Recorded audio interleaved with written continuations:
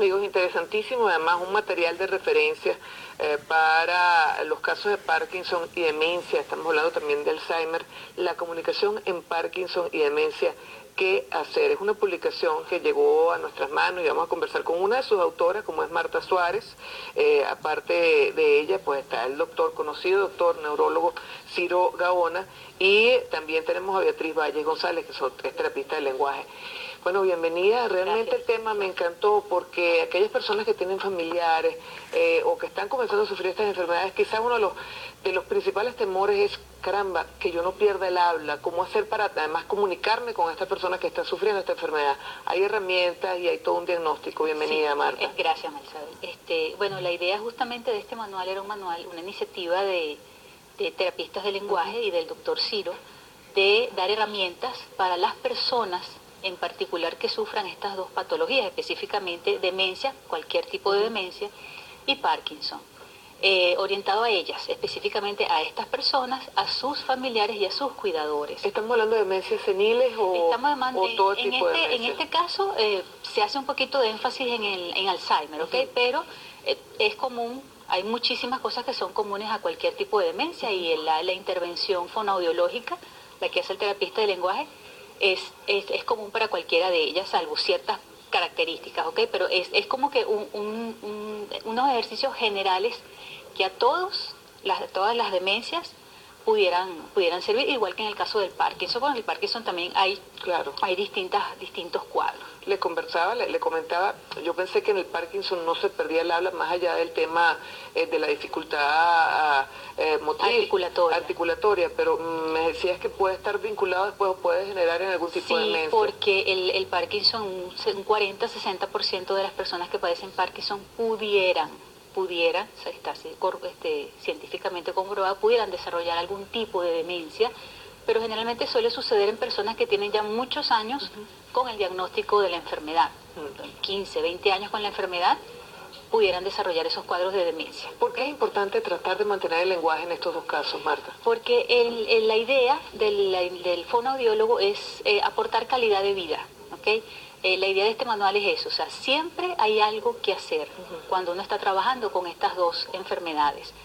En el caso de la comunicación, que es lo que trabajamos nosotros, no solamente es la parte expresiva, que a lo mejor es lo más tangible, ¿no? Sí. Bueno, yo hablo, yo pronuncio, se me oye, no se me oye, sino también la parte comprensiva, en el cual en el caso de las demencias, ya en las primeras fases, pues por los problemas de memoria que se suelen presentar, se genera un problema en, por ejemplo, el acceso al léxico. O sea, yo estoy hablando contigo y las palabras que necesito decir para lo que quiero se me pueden ir. Igual que pierdes referencia de dónde estás, de quién te rodea. Exactamente. Pierdes referencia del lenguaje. Pierdes referencias del lenguaje, pierdes referencias visoespaciales. En el caso de las demencias puedes no reconocer en las etapas, la segunda y tercera etapa, no reconocer prácticamente nada. Por ejemplo, que esto es una taza, exacto, no sé entonces cómo agarras esa taza y te la peinas porque piensas que es un peine.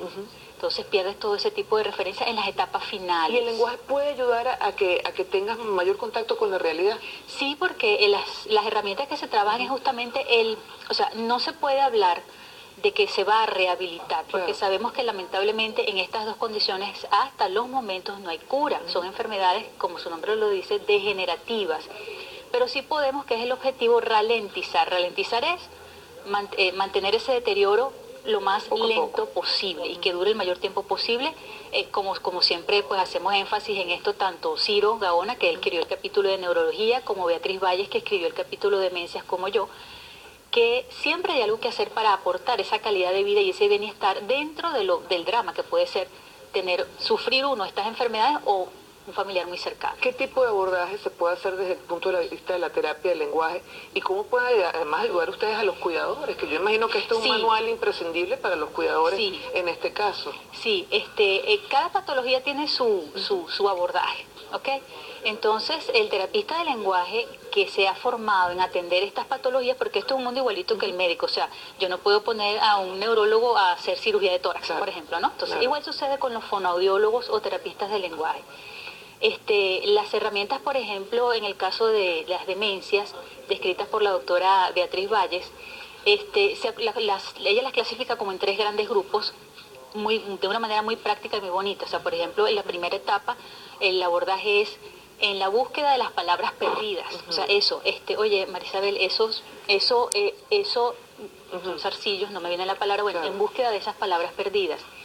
Después, mantener el contacto comunicacional, porque somos terapistas del lenguaje, ¿ok? Y la última fase es mantener el contacto a través de gestos y miradas. Porque ya en las últimas fases, como me lo preguntabas, pues sí, en el caso de las demencias o el tipo de Alzheimer, el paciente pues llega a la última fase a estar totalmente desconectado. O sea, está el cuerpo físico, pero lo que es la mente, el espíritu, la comunicación, pues ya se ha perdido. ¿Y miradas hablan? ¿O pueden ayudarle a ustedes a que sea el elemento para comunicarse con su entorno? Se trata de establecer tanto con el paciente cuando todavía, por supuesto, por eso es bien importante el diagnóstico precoz. Lo que conversábamos, esos síntomas que a veces uno por temor o los familiares dicen, no vale, eso le pasa a cualquiera, o eso es un achaque, ¿ok? Es lo del envejecimiento sano y el envejecimiento patológico. Yo tengo síntomas como que se me olvidó algo, que siempre, las llaves, pero un poco más patológico en el sentido de, bueno, las llaves, oye, mira, ¿sabes dónde estaban? En el congelador. Ok, un momentico, o sea, no está se me cayeron en el carro, nada. En el caso del Parkinson, por ejemplo, es típico, oye, la letra, la firma, me están devolviendo mucho los cheques, ¿qué pasa aquí? En ambas situaciones, la idea es acudir al especialista, al neurólogo, por supuesto, en el caso de las demencias, especialista en deterioro cognitivo o demencias, y en el caso del Parkinson, un neurólogo especialista en trastornos del movimiento o movimientos anormales, para establecer el diagnóstico precoz. Porque lamentablemente en ambas patologías, cuando ya es evidente que algo está pasando, en las demencias se habla de ya 1 o 2 décadas de deterioro hasta que se hace efectivo el síntoma.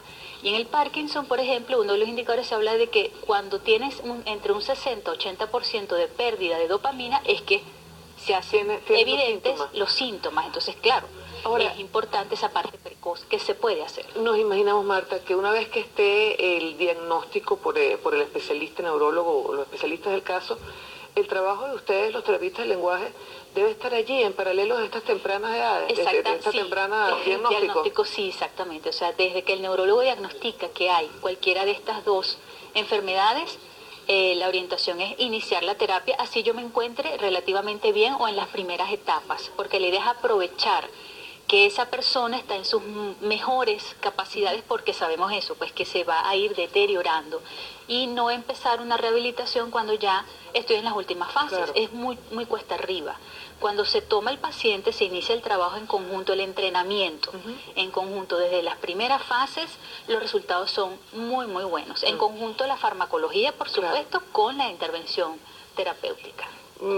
Sería, pues tal vez para llamar la atención, yo conozco muchas personas que se le olvida, oye, agárrame el bicho, el perol, y no dan con la palabra. Sí. ¿Eso sería un síntoma ya de cuando se tiene cierta edad para revisarse? Sí, de hecho hay test cortitos, muy cortitos, que se aplican 10 minutos, o sea, lo hace el terapista de lenguaje, en los cuales te hacen un screening, pues así un paso rápido por varias de las funciones, y ahí te puede dar si hay o no un problema, y entonces ese momento dice, bueno, mira, si aquí saliste el mini-mental, por ejemplo, o el mini-mental del Parkinson, acudir inmediatamente al neurólogo. Claro. Esos síntomas. Pues. ¿Estamos hablando de personas de tercera edad o no necesariamente? La mayoría, el porcentaje más alto está en personas de la tercera edad, pero en ambas circunstancias hay casos juveniles que se llaman, o de aparición temprana. Pero el porcentaje es muy bajo, gracias a Dios.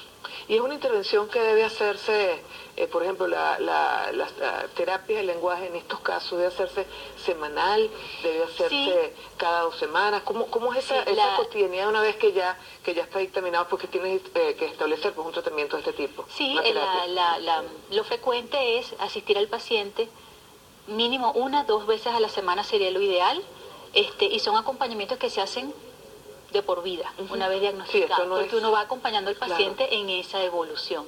Entonces lo clásico son un promedio de 2 veces a la semana, sesiones de media hora o 45 minutos 2 veces a la semana. ¿Qué papel juegan los familiares, los cuidadores en este proceso? También son personas que tienen que entrar a las sesiones de tratamiento, ¿okay? Porque no es nada más enseñarle al paciente, a la persona que sufre estas condiciones, las estrategias para mantener su comunicación, para mantener su autonomía, sino también a esta persona que llámese cuidador o llámese el esposo o el compañero de vida, porque a ellos también se les enseña.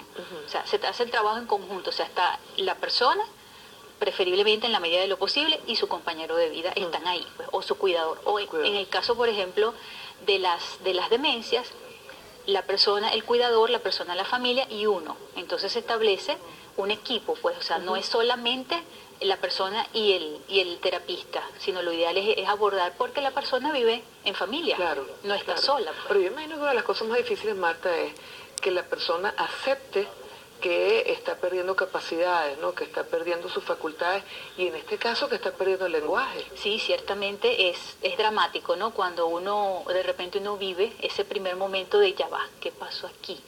Donde de repente me desubiqué, o de repente noto que en el caso, por ejemplo, del Parkinson, lo que te comenté, porque es algo típico, oye, pero ¿por qué me están devolviendo tanto los cheques? No quiere decir, ojo, que todas las personas que tengan fallas en los cheques pues tengan Parkinson, obvio, ¿no? Pero es algo como muy frecuente por lo sutil de una firma, pues. Entonces es de verdad que Marta, ¿dónde se consigue el libro? Y oye, ¿dónde se puede establecer contacto contigo? Tal vez por alguna persona que a raíz de esta entrevista pues quiera tener más datos. Bueno, el libro hay que contactar en estos momentos a la Universidad de los Andes, que fue quien lo publicó. Vaya para una segunda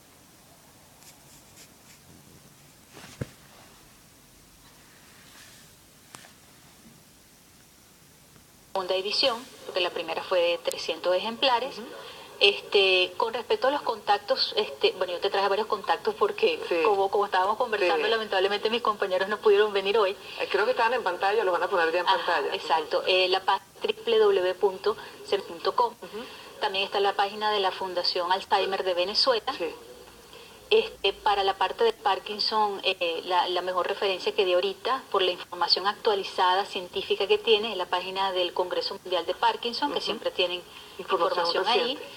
Y con respecto a los contactos, el correo electrónico terapia@candb.net. Bueno, muchísimas gracias, Marta. No, gracias, muy amable, muy interesante el libro. Yo creo que es una herramienta que va a servir muchísimo pues, para aquellas personas que sufren esta enfermedad y sobre todo las personas que las cuidan. Vamos a hacer una breve pausa y venimos con más. Una mirada de tus ojos.